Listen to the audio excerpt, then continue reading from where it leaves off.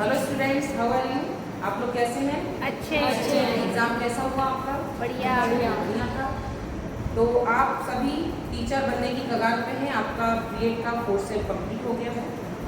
अब आपका टीचर होने के लिए आप में क्या क्या होना चाहिए, ये इस विषय को लेकर आज मैं प्रस्तुत हो रही हूँ कि एक शिक्षक जब क्लासरूम में आता है और क्लास शिक्षण करता है तब उसके अंदर उसका एटीट्यूड कैसा होना चाहिए।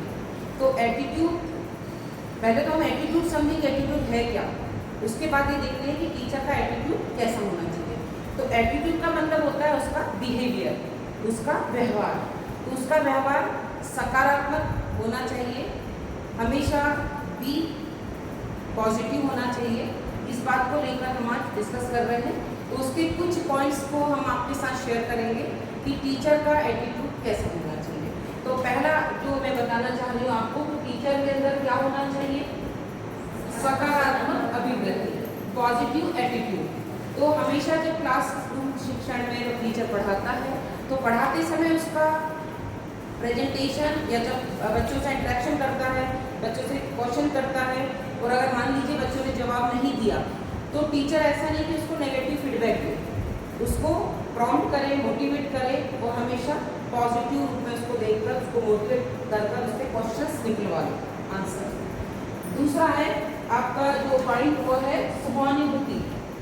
सहानुभूति होना चाहिए बच्चों के प्रति, उसको उसके भाव जो होना चाहिए नम्र होना चाहिए, सहानुभूतिपूर्ण होना चाहिए। कि मान लीजिए किसी को कोई प्रॉब्लम है और वो जवाब नहीं दे पा रहा है या उसको समझ में नहीं आया कंटेंट उस दिन का या वो लर्न नहीं कर पाया, उस परिस्थिति में उसको पेशेंस रखना चाहिए और पेशेंस के साथ उसको जवाब देना चाहिए। नेक्स्ट है उसका प्रभावपूर्ण संप्रेषण। तो प्रभावपूर्ण संप्रेषण से मतलब इफेक्टिव कम्युनिकेशन। जैसे मैं भी पढ़ा रही हूँ आपको, तो अगर क्लास में 100 स्टूडेंट्स बैठे हैं तो मेरा वॉइस, मेरा कम्युनिकेशन, मेरी भाषा, मेरा प्रोनाउंसिएशन बिल्कुल क्लियर होना चाहिए। तब जाके कम्युनिकेशन होगा। कम्युनिकेशन का मतलब होता है मैंने जो बोला आपने सुना, आपने जो बोला मुझे सुनाई दिया, है ना।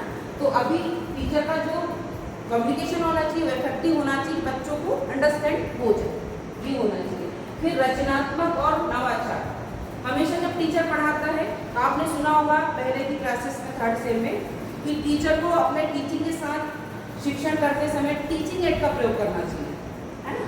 तो कुछ ना कुछ क्रिएटिविटी होना चाहिए, कुछ ना कुछ सृजनात्मकता, कुछ रचनात्मक होना चाहिए कि अगर वो पढ़ा रहा है तो कुछ टीचिंग एड के साथ ही प्रेजेंट हो और उसमें कुछ इनोवेशन करता रहे। जैसे आज लेक्चर मेथड से पढ़ा रहा है, कल पावर पॉइंट प्रेजेंटेशन करे, परसों कोई डिस्कशन मेथड से पढ़ाए या कोई क्लास में कोई प्रेजेंटेशन करके या डेमोन्स्ट्रेशन करके पढ़ाए, तो डिफरेंट मेथड से अपनी टीचिंग करे। तो टीचर की एटीट्यूड ऐसा होना चाहिए। फिर देन आत्मविश्वास मीन्स कॉन्फिडेंस। टीचर के अंदर एक कॉन्फिडेंस होना चाहिए कि वो खड़ा है, बच्चे कोई भी क्वेश्चन क्रॉस क्वेश्चन कर सकते हैं क्लास में, तो उसको उसका सेटिस्फैक्ट्री आंसर दे सके वो, और अपने टीचिंग पे उसको पूरा कमांड होना चाहिए और पूरे विश्वास के साथ उसे पढ़ाना चाहिए। नेक्स्ट है उसका निष्पक्षता। निष्पक्षता मतलब है कि जस्टिस। टीचर को हमेशा अपने बच्चों के साथ एक जैसा बिहेवियर करना चाहिए। ऐसा नहीं कि एक बच्चा बहुत लाइक कर रहे हैं, एक को डिसलाइक कर रहे हैं, इस टाइप का बिहेवियर नहीं होना चाहिए। टीचर का व्यवहार हमेशा निष्पक्ष होना चाहिए। देन धैर्य एवं सहनशीलता। टीचर के अंदर धैर्य होना चाहिए। जैसे क्लास में इंडिविजुअल डिफरेंसेस होता है, ओके, मैंने कोई भी क्वेश्चन पूछा कि आपका सभी का लेवल एक जैसा नहीं है, इंटेलेक्चुअल लेवल, तो मैंने क्वेश्चन पूछा और आपने सबने, जरूरी नहीं सारे बच्चे जवाब दे दें, जरूरी है नहीं है जरूरी, तो कोई बच्चा जवाब नहीं दे पा रहा है, हमने उसको खड़ा कर दिया, वो जवाब नहीं दे पा रहा है, तो उसको हमें डांटना नहीं है, उसे डीमोरलाइज नहीं करना, उसको हमें धीरे से समझाना है या दूसरे बच्चे से जब जवाब देता है उसको बताना है। तो ऐसा नहीं कि एग्रेसिव होना, उसको कहना तुमको कुछ नहीं आता, तुम्हारा ध्यान क्लास में नहीं था, इस टाइप का उसको टॉकिंग नहीं करना। तो टीचर को हमेशा धैर्य रखना चाहिए, धैर्य के साथ सहनशील भी होना चाहिए।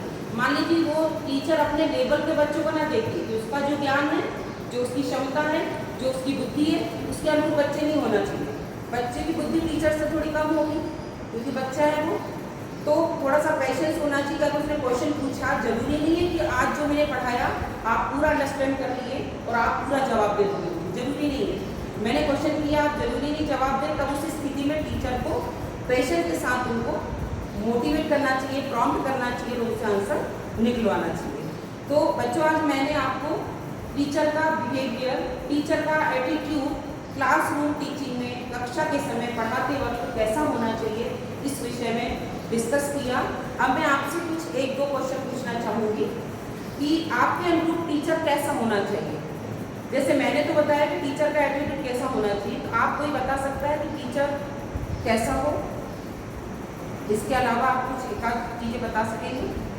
बताइए, कनक बताइए। जैसा कि आपने बताया कि टीचर पॉजिटिव एटीट्यूड वाला होना चाहिए, जिससे कि मतलब जो बच्चे का मतलब उस पर बच्चे पर मतलब इम्पैक्ट पड़ता है टीचर के बिहेवियर का। तो एक बच्चा जब क्लासरूम में होता है तो वो इंडिविजुअल डिफरेंट होता है, आपने बताया, तो उस बच्चे के लिए मतलब टीचर को वैसा बिहेवियर रखना चाहिए, उसके अकॉर्डिंग बिहेवियर रखना चाहिए। और आपने बताया कि निष्पक्ष होना चाहिए, किसी न्याय संगत होना चाहिए, सबके साथ अच्छा बिहेवियर करने वाला और एक जैसा बर्ताव करने वाला। अच्छा बिहेवियर, न्याय संगत और अच्छा बिहेवियर में अंदर है। जस्टिस और व्यवहार, जस्टिस का मतलब होता है कि पक्षपात ना करें, पक्षपात ना हो क्लास में। मान लीजिए आप 25 बच्चे बैठे हैं या 50 बच्चे बैठे हैं, तो कोई बच्चे के साथ भी किसको लाइक करा, इसको डिसलाइक करा, तो सबको आपको एक जैसा आपके साथ सहानुभूतिपूर्ण व्यवहार करना। बैठिए, ओके, थैंक यू। बच्चों, आज मैंने आपको टीचर एटीट्यूड के बारे में बताया।